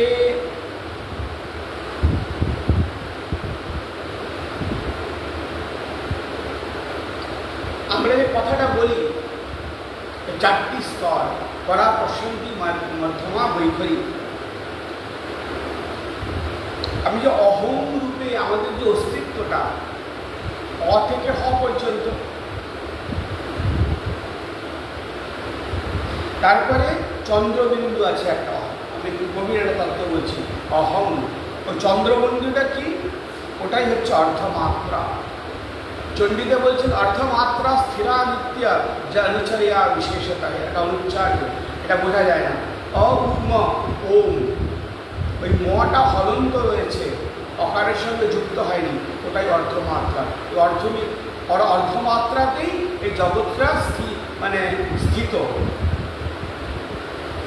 সেটাই জানতে জানতে জন্মান্তর লেগে যায়। এবং এই এই এই যে অহং, এই এই অহং রূপে আমার যে আমি আছি, আহম अस्मि, আমি আছি, এই যে আমাদের যে জ্ঞানটা হয়, এই জ্ঞানটা আমাকে অহং রূপে আমার অস্তিত্বকে বোঝায়, আর তারপরে তিনি আছেন তার সঙ্গে যুক্ত করে আমাদের সাধনার দ্বারা। আমাদের কেউ আমাদের ভালো বলছে, কেউ মন্দ বলছে, স্তুতি করছে, নিন্দা করছে, অপদা কুকথা, শেষ পর্যন্ত এই সব কিছুকে অতিক্রম করে যখন আমরা তার সঙ্গে যুক্ত হতে পারবো, তখনই আমরা সেই ওঙ্কার তত্ত্বে পৌঁছতে পারবো। পরা পশ্যন্তি মধ্যমা বৈখরি, এটা বুঝে নিন যে কীরকম মূলাধারে যে আপনার চক্রটি, যখন আমরা দুর্গা বলছি বা কৃষ্ণ বলছি, মন্ত্র উচ্চারণ করছি, প্রথমে আমাদের মনে একটা তৈরি হচ্ছে ভাব। এটা খুব সেকেন্ডে, ফ্র্যাকশন অফ সেকেন্ডের মধ্যে হচ্ছে, এটা আপনি যার সঙ্গে আননোন। কিন্তু ঋষিরা তাদের দর্শনে জেনেছিলেন 4টি স্তর। বাক মানে এই কথা, বাণী, এই বাক্যের 4টি স্তর। পরা পশ্যন্তি মধ্যমা, পরা বাক হচ্ছেন আপনার মূলাধারে, সেই নামটা নেবার ইচ্ছাটাকেই বলে পরাবাক। তিনি তখনও সাটেল স্তরে আছেন, তিনি তখনও হননি, মেট্রিলাইজ হননি। পরাবাক, তারপরে পরাবাক হচ্ছেন সেখানে বলার সামর্থ্য, তার যে স্ফুরণ হলো দুর্গা, সেই স্ফুরণটা হচ্ছে পরাবাক। দ্বিতীয় হচ্ছে পশ্যন্তি, এটা নাভিতে মণিপুর চক্রে এসে সেটা পশ্যন্তি স্তর। তৃতীয় হচ্ছে হৃদয়, মধ্যমা স্তর। আর চতুর্থ হচ্ছে মুখে, বৈখরি স্তর। দুর্গা, এই যে বললাম, এটা বৈখরি বাক। তার আগে 3টি স্তর তার হয়ে গেছে। এই যে আমরা বলি, ভাবি, আমরা এত নাম জপ করছি, হচ্ছে না কেন? হবে কিরকম? আমরা তো সবাই বৈখরিতে জপ করছি, ওই বৈখরি থেকে ওটাকে মধ্যমায় নামাতে হবে তো। তার আরো সূক্ষ্ম স্তরে যখন আপনি মধ্যমাতে পৌঁছে যাবেন বাক্যে, তখনই আপনি সিদ্ধি আসতে শুরু করে দেবে আপনার মধ্যে। তারপরে যখন আরো গভীরে আপনার নাম চলে যাবে, তখন আপনি পশ্যন্তি স্তরে চলে যাবেন। আর যখন আপনি পরাবাকের সঙ্গে যুক্ত হয়ে গেলেন, তখন আপনি ব্রহ্মজ্ঞান, সমস্ত ব্রহ্মাণ্ডের জ্ঞান আপনার হয়ে গেল, পরাবাক। তো এই যে দেবী দুর্গাও হচ্ছে সেই পরাবাক। এই মায়ের সেই ট্রায়াঙ্গেল আপনি দেখবেন সৃজনতে, কম্বিনেশন অফ ট্রায়াঙ্গেলস। আপনি দেওঘরেও যে মার যে মূর্তি, তার নিচে দেখবেন যন্ত্র আছে, সব ট্রায়াঙ্গুলার। এইটুকুই শুধু বলে দিই, ট্রায়াঙ্গেলের 3টি ভার্টিসেস হচ্ছে আপনার সত্য, রজতম। তার মধ্যে যে সেন্টারটা বিন্দু, ওটাই হচ্ছে বিন্দু, ওটা হচ্ছে পরাবাক। সেটাই যখন মেটেরিয়ালাইজ হচ্ছে, ম্যানিফেস্ট হচ্ছে, সে ত্রিগুণের সঙ্গে ম্যানিফেস্ট হয়ে এই জড় ক্ষিতিয়ত্বের মরুদ্ম আর ত্রিগুণ, এই নিয়ে এই জগৎ তৈরি হচ্ছে, মহত্তত্ত্ব। কিন্তু সেই পরাবাক থেকেই তার সৃষ্টি হচ্ছে। সেই পরাবাককে তা আমরা যেই নামের আনন্দ স্ফুরণ তখনই পাবো যখন আমরা বৈখরি, আমরা শুধু বৈখরিতে আমরা জপ করতে করতে এই কে এলো, কে গেল, কি হলো, পেপারওয়ালা এলো কিনা, দুধওয়ালা এলো কিনা, আজকে কি রান্না করতে হবে, সবই তো মাথার মধ্যে চলতে থাকে না আমাদের। তা আমরা যা কিছু করি ওই করে যাচ্ছি। আমরা গুরুমাদের যে জব পেয়েছিলাম, সেরকমভাবে আমরা কিছু করতে পারিনি, ওই করে যাচ্ছি, একটা নিয়মের মতন করে যাচ্ছি। তাদের সিদ্ধি আসছে না কেন? কারণ আমরা পড়া আমাদের বৈখরি থেকে মধ্যমাতে, এই মধ্যমায় যদি নামতে পারেন তাহলেই অনেকটা আপনি এগিয়ে গেলেন।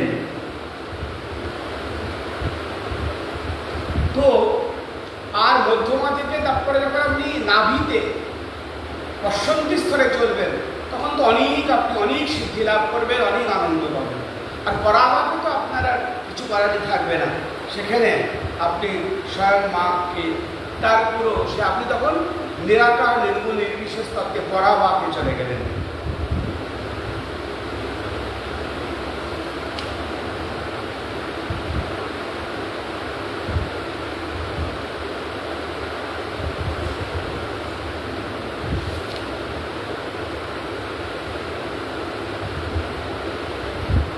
তাই জন্যে জগতের যা কিছু পদার্থ সবই চঞ্চল। আমাদের জন্মজন্মান্তরের মন সেই চঞ্চলের সঙ্গ করে চলেছে। একমাত্র অবিচল তত্ত্ব হচ্ছেন সেই ব্রহ্ম, তিনি অচঞ্চল। ঋষি অরবিন্দের ভাষায় এই জগৎটা কি খুব সুন্দর কথা তিনি বলেছেন ব্যাখ্যা করে, সমুদ্রের ওপরে তরঙ্গের অভিঘাত হয়, তরঙ্গ, সেইগুলি হচ্ছে ধরুন জগৎ। সৃষ্টি হচ্ছে, স্থিতি, একটি তরঙ্গ দেখুন, সৃষ্টি হচ্ছে তার, তারপরে সে বাড়ছে, তার স্থিতি হচ্ছে, তারপরে সে লয় হয়ে যাচ্ছে। এই জগতের সৃষ্টি স্থিতি আমাদের টাইম স্কেলে অনন্ত কোটি বছরের 13.5 বিলিয়ন ইজ দ্য মানে সায়েন্টিস্টস আর টেলিং দ্যাট এই যে ব্রহ্মাণ্ড universe that is created 13.5 billion years ago. আমাদের যা ব্রহ্মার যে আমাদের যে টাইম স্কেলে, আর একদিন আপনাদের আমি আগেও বলেছি, ব্রহ্মা থেকে নিয়ে আমাদের যে এখন যে আমরা যে সংকল্প করি ব্রহ্মণে দ্বিতীয় পরাদেশ দ্বারা হাতে করে অষ্টাবিংশতমে কলিযুগে প্রথম চরণে, এই এত যে বলে গেলাম, এর মধ্যে একদিন ব্যাখ্যা করে আপনাকে দেখাবো। সত্য ত্রেতা দাপর বলি 4 মিলিয়ে 43 লক্ষ বছর হয়, সেটা যখন 71 বার হয়, একটা মন্বন্তর হয়, সেটা যখন 14 বার হয় তখন একটা কল্প হয়, আর সেই কল্পটা ব্রহ্মার মাত্র 12 ঘন্টা। তো টাইম অ্যাবসলিউট নয়, টাইম রিলেটিভ। আর সত্যি কথা বলতে টাইম একটাই, টাইমের 3টি নেই খণ্ড। এটা খুব গভীর তত্ত্ব, এগুলো সহজে বোঝানো সম্ভব নয়। পরে যখন জানবেন তখন টাইম ওই স্থির ব্রহ্মের সঙ্গে যুক্ত হয়ে আছেন। আমরা যেটাকে পাস্ট, প্রেজেন্ট, ফিউচার বলে দেখি, সেটা একটা মাইন্ড ক্রিয়েশন, ওটা আমাদের মনের ক্রিয়েশন, সবই অচঞ্চল। তো ঋষি অরবিন্দ খুব ছোট্ট ভাষায় বলেছেন, প্রথমে একটা এক্সাম্পল দিই, তারপরে বলছি তার কথাটি। তিনি বলেছেন এই সমুদ্রের ওপরে তরঙ্গের অভিঘাতগুলি হচ্ছে জগতের সৃষ্টি স্থিতি লয়। এবার সমুদ্রের ভেতরে ঢুকতে শুরু করুন, একটা ওপরে যে চঞ্চলতা, যেতে যেতে যেতে যেতে একটা স্তর আসবে যেখানে সমুদ্রের জল একবারে স্থির, অবিচল, অচঞ্চল। তো দেখুন সেই অচঞ্চল যে স্তরটি জলের, তিনি সমস্ত চঞ্চলতাকে প্রতিষ্ঠান করে নিজে অচঞ্চল হয়ে গেছেন, ঠিক ব্রহ্ম সেরকম। এই দুর্গা তত্ত্ব সেরকম, সেই শক্তি পরা প্রকৃতি আদ্যা শক্তি, তিনি নিজে অচঞ্চল, তিনি ব্রহ্ম পুরুষের সঙ্গে তিনি যুক্ত হয়ে রয়েছেন, তিনি অচঞ্চল, তার মধ্যে কোনো বিকৃতি নেই। আবার তার থেকেই মূলা প্রকৃতি থেকেই এই সমস্ত জগতের সৃষ্টি, সেখানে চঞ্চলতা আসছে। ঋষি অরবিন্দ বলেছেন ব্রহ্ম কি আর জগৎ কি? নিশ্চল শান্তির উপরে প্রতিষ্ঠিত সক্রিয়তা, এটাই জগৎ। ব্রহ্ম নিজে অবিচল, অচঞ্চল থেকে তিনি সকল ক্রিয়া, কর্ম, জ্ঞান ইত্যাদির প্রতিষ্ঠান রূপে রয়েছে, তিনি নিজে অচঞ্চল। এইভাবে তিনি আমাদের সঙ্গে আমরা যুক্ত, আমাদের সেই তত্ত্বে প্রবেশ করতে হবে। আমি এর পরের শুক্রবার পঞ্চমীর দিন দুর্গা তত্ত্ব নিয়ে আরও খুব গভীর কিছু তত্ত্ব আরও আলোচনা হবে। আমাদের পুনর্জন্ম, রোগ, শোক, ভববন্ধন, কর্ম সব দূর করেন মা দুর্গা।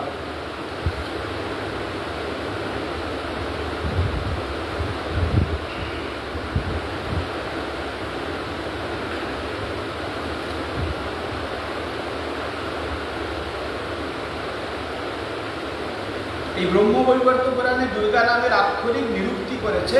সেখানে আমরা দেখি দুর্গা শব্দ বিচ্ছেদ করলে 5টি অক্ষর পাওয়া যায়, দ, উ, র, গ আর আ। এর মধ্যে দয়ের অর্থ দৈত্যনাশ।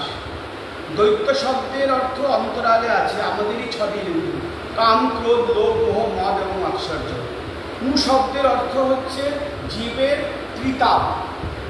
উ শব্দের অর্থ হচ্ছে জীবের যে ত্রিতাপ, আধ্যাত্মিক দুঃখ, আধ্যাত্মিক তাপ, আধিভৌতিক তাপ, আধিদৈবিক তাপ। অনেকবার বলেছি এটা ভাগবতের আলোচনা। আধ্যাত্মিক হচ্ছে আমাদের জরা ব্যাধি ইত্যাদি, তারপরে আধিভৌতিক হচ্ছে ভূতবর্গ থেকে সাপ কেটে নিল, বিছে কেটে নিল, আপনাকে কুকুর কামড়ে দিল। আমরা আমাদের সব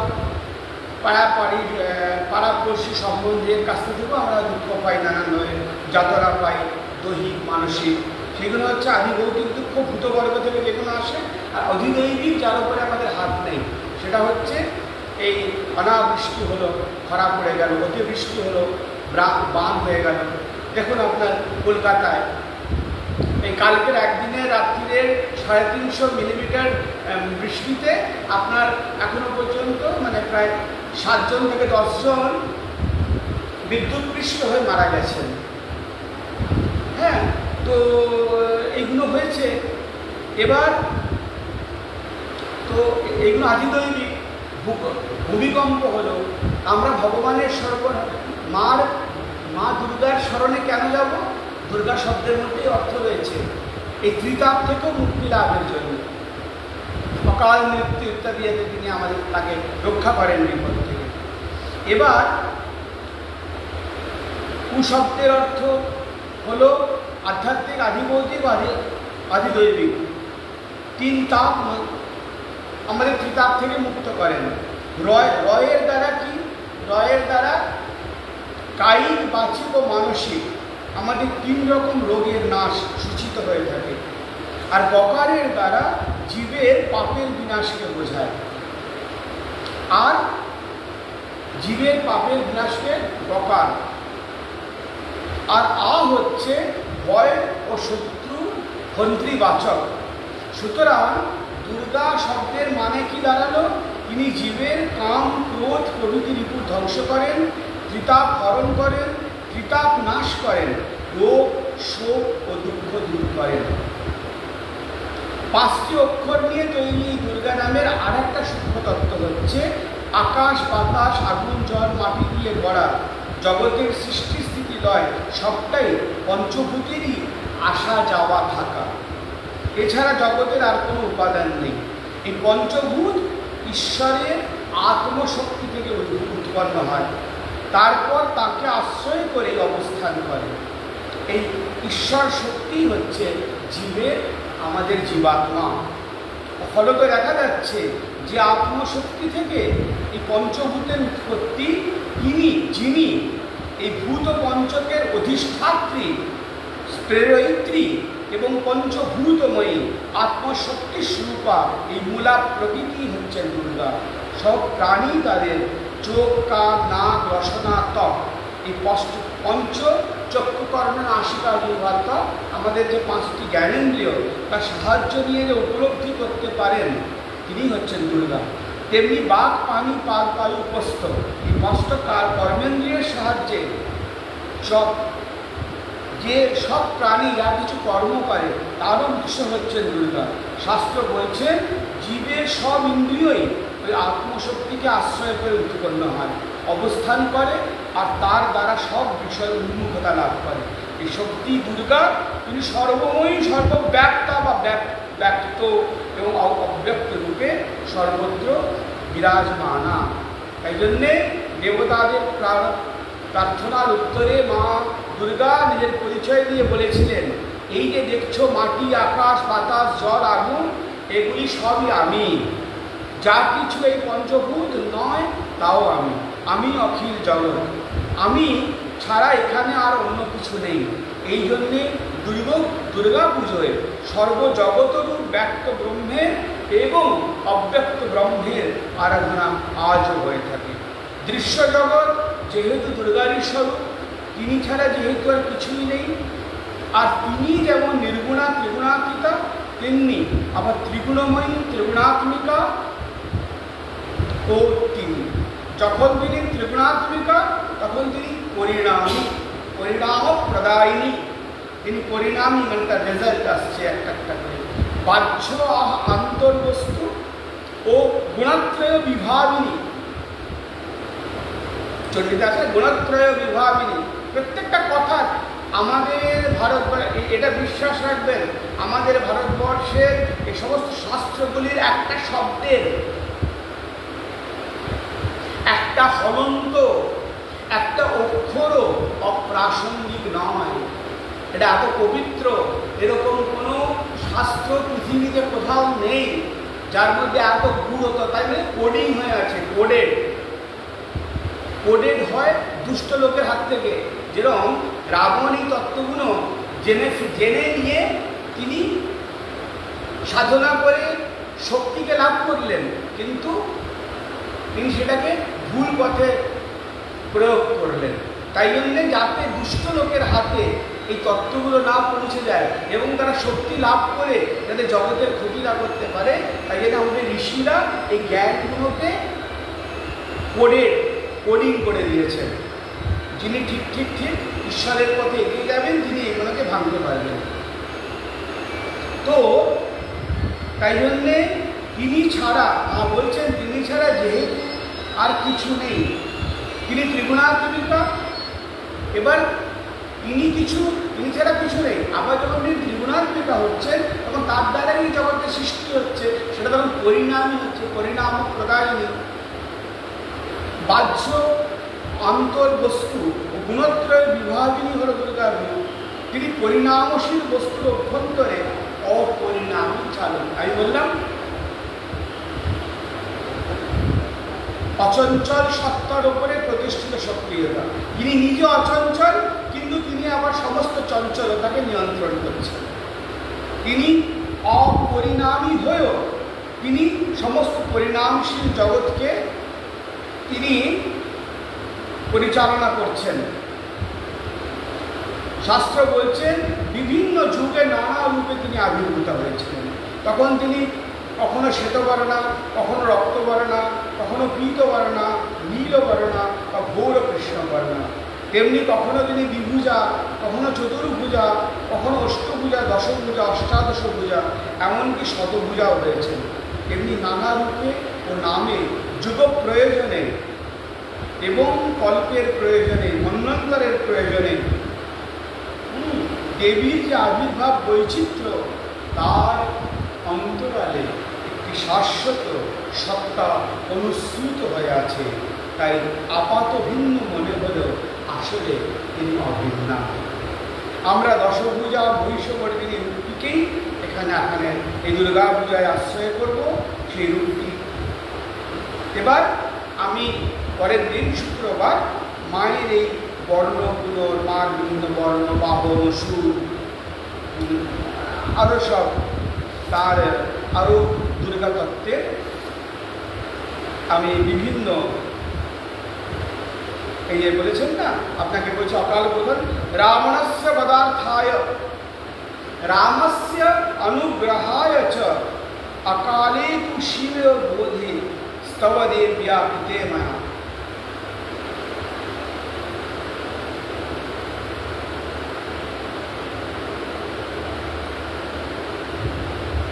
नवम्यां कृष्णपक्षार्धनक्षत्रे त्वां महेश्वरीं बोधयिष्यन्ति पूजायै महत्यै जगदम्बिके। रावणस्य पदार्थाय রাবণকে বধের জন্যে আর রামকে অনুগ্রহ করার জন্যে অকালে মা বোধনের দ্বারা জাগ্রত হয়ে রামকে তিনি আশীর্বাদ করলেন এবং সেই আশীর্বাদ পেয়ে রাম ইয়েকে বধ করলেন, তাকে রাবণকে। আজকে এখানে শেষ করছি। আপনারাও সব নানা রকম চণ্ডীর চতুর্থ অধ্যায়ে এই শ্লোকটা দিয়ে আজকে শেষ করছি। या मुक्तिर्हेतुर्विचिन्त्य महाव्रता च अभ्यस्यसे सुनियतेन्द्रियतत्त्वसारैः मोक्षार्थविनिर्वृत्त समस्तदोषैः विद्यासि सा भगवती परमाभिदेवी। या मुक्तिर्हेतुर्विचिन्त्य महाव्रता च अभ्यस्यसे सुनियतेन्द्रियतत्त्वसारैः मोक्षार्थविनिर्वृत्त समस्तदोषैः विद्यासि सा भगवती परमाभिदेवी। এটা চতুর্থ অধ্যায়ে শ্লোক, এটা চণ্ডী দেবীর স্তব আছে এখানে, শক্রাদি স্তোত্র বলে এখানে। शक्रादय स्वगणा निहते विविधे तस्मिन् दुरात्मनि सुरारि बले च देव्यां तां दुष्टु रणविनम्रशीलोदरां शावाग्नि प्रहर्षकुलको ब्रह्मचारुदेहा। এটা শক্রাদি স্তোত্র আমাদের আশ্রমের মঙ্গলবারে পাঠ হয়ে থাকে। যাক, আজকে বলিয়ে শ্রী দুর্গা মাই কি, श्री श्री दुर्गा माई की, श्री श्री दुर्गा माई की, श्री श्री गुरु महाराज जी की, श्री श्री परम गुरु महाराज जी की, परात्पर श्री ब्रह्मानंद महाराज की, नर्मदा माई की, जगन्नाथ महादेव की, भक्त और भगवान की। नर्मदे हर हर नमः पार्वती पते हर हर। আপনারা কালকে তৃতীয়া, আপনাদের সঙ্গে আবার তৃতীয়া চতুর্থী পঞ্চমী দিন দেখা হবে। আপনারা আনন্দ করুন। দুর্গা পুজোর পঞ্চমী দিন আবার ছোট্ট 1 ঘন্টা 16 ঘন্টার মতো আলোচনা করব শুক্রবার দিন। জয় জয়।